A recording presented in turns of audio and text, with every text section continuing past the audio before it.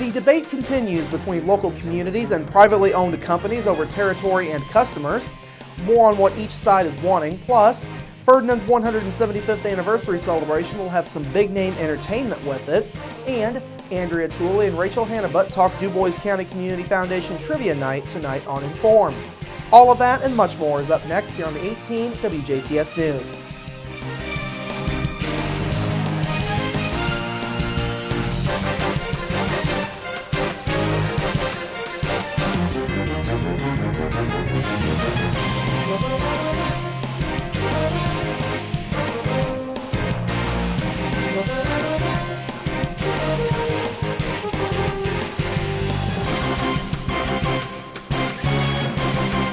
Hello, I'm Bradford Raths. We begin tonight with the debate between local communities and privately owned electric providers over service area and customers.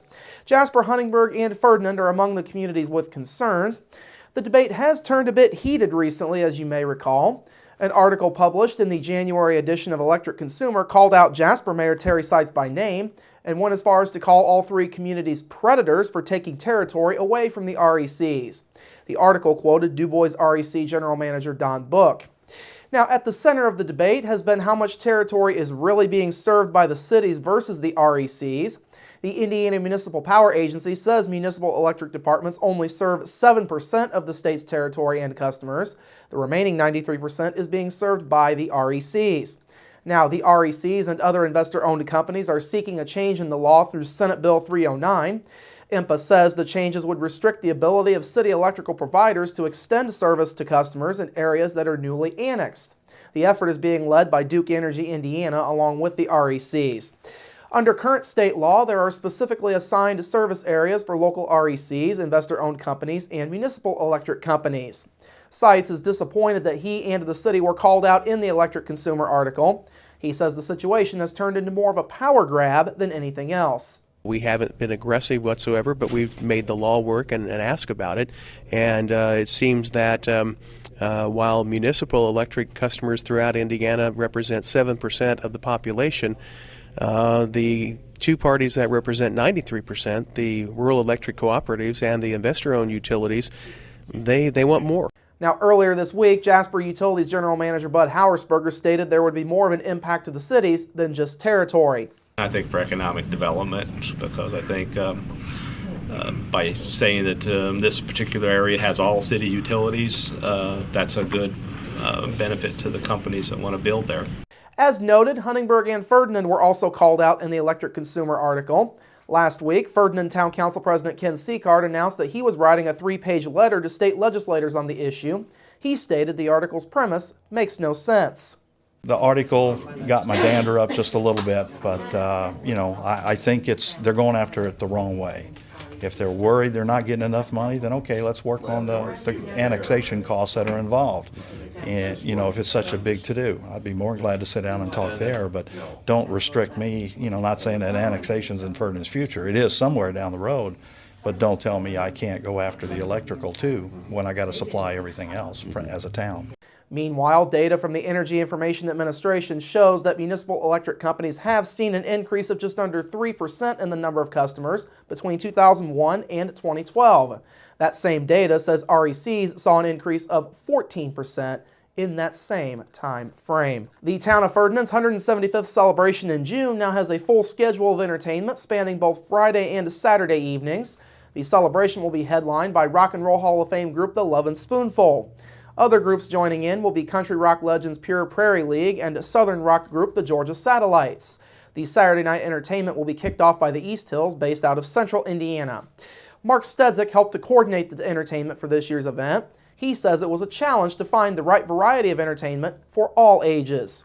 Not only are you looking at trying to satisfy all age groups, but you're looking at trying to satisfy a diverse base of cultural needs and things like that. So we looked at the Georgia Satellites as a southern rock band, and then you look at Pure Prairie League as kind of a country rock kind of band, and then you have the Lovin' Spoonful, who are actually, their heyday was probably in the 60s, but they are members of the Rock and Roll Hall of Fame. So this is really a pretty big deal, not only for Ferdinand, but for the region. The Lovin' Spoonful put together 8 top-selling albums and many memorable songs of the 1960s. some of which include Do You Believe in Magic, Daydream, and Summer in the City, all of which went on to be top 10 hits. Meanwhile, Pure Prairie League have a long line of top songs on their own resume. The career of the band spans more than 4 decades, and songs such as Let Me Love You Tonight, Falling In and Out of Love, and Amy were among their highlights. The Georgia Satellites are a relative newcomer. They were founded back in 1985.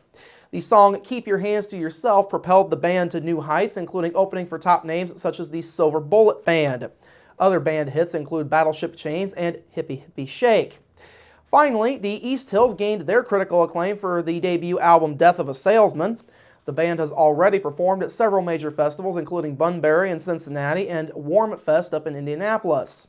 They have opened for bands including REO Speedwagon, Blues Traveler, and Heart. Now, Friday night's entertainment will have a local flavor as both bands are tied to Forest Park High School. The first band will be Ready or Not, which formed back in 1980. That band is composed of Buddy Hart, Ed Walston, Stu Englert, and Stu Windholt. This celebration will mark the band's 35-year reunion. The second of the local bands is The High Road. That band features Michael Cummings, Buddy Hart, Dwayne Meyer, Ronnie Schultz, and Michael Eckert. For further information, you can go online to Ferdinand175.com. A trio of properties in the city of Jasper will soon be sold. During last night's meeting, the Jasper City Council discussed where things stand with the properties. The properties are along Lechner Lane, Truman Road, and the underutilized area along 30th Street. Now, the sale of these properties was approved last May by the council. The sale is being done as part of the city's agreement when they purchased the current Parklands property. The Parklands area has since become a managed meadows, rather.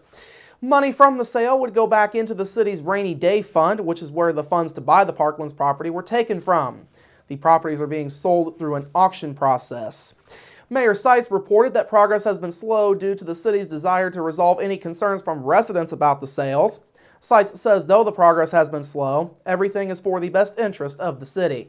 It's taken longer, I think, than what we expected, but ultimately we believe the work that's been done ahead of time will enable us to receive top dollar and to divest of those properties. But maybe even better is that those properties then, when they're being purchased, those who are buying that know that essentially they're ready to be utilized and increase the tax base when they have them as they wish to develop them.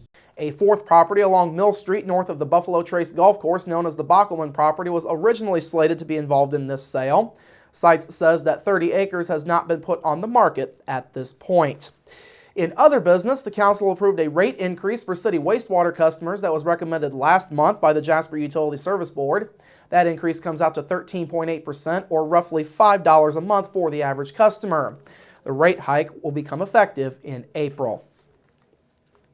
The St. Meinrad Monastery will be undergoing renovation work later this year. Officials say beginning in May, the 32-year-old monastery building will have several different improvements made to it. These include replacement of the heating, ventilation, and air conditioning systems, replacement of plumbing, renovation and additions to the infirmary area, and modifications to the pantry. Officials say a mechanical study of the building that was done back in August of 2012 found significant failures of the mechanical systems in the building. At that time, the monastery was not in a strong enough position financially to do the repairs. Officials say positive gains from their financial investments since that time have made this renovation work possible. The renovations are expected to take about 14 months to complete. During that time, officials say monks will relocate to rooms on the St. Meinrad campus that are normally used by students. The monastery was built over a 3-year span from 1980 to 1982. It currently houses about 90 Benedictine monks. And finally tonight, a cattle truck crash in Harrison County early this morning turned a stretch of Interstate 64 and the surrounding area into a bit of a cow pasture, if you will. State police say the driver of the cattle truck, 36-year-old John Forrester of Jonesboro, Tennessee, had been going westbound on I-64 at about 5 o'clock this morning when he fell asleep at the 101-mile marker. The truck then drove into the median and rolled over onto its side, setting some 88 cows free in the middle of the highway. One of those cows was hit by a westbound semi a short time later and was one of several that died in this crash. State police say most of the other cows were found with injuries and some others that escaped injury altogether. Forrester and a passenger, 36-year-old Dusty Arnold of Kingsport, Tennessee, were taken to University of Louisville Hospital for non-life-threatening injuries. The road was closed in both directions for more than 6 hours this morning. It reopened at around 11:20 a.m. All right, coming up after the break, your local forecast, sports with Kurt Gooksell, and Inform with Andrea Tooley and Rachel Hannibut. That's all up next here on the 18 WJTS News. Local people watching local people.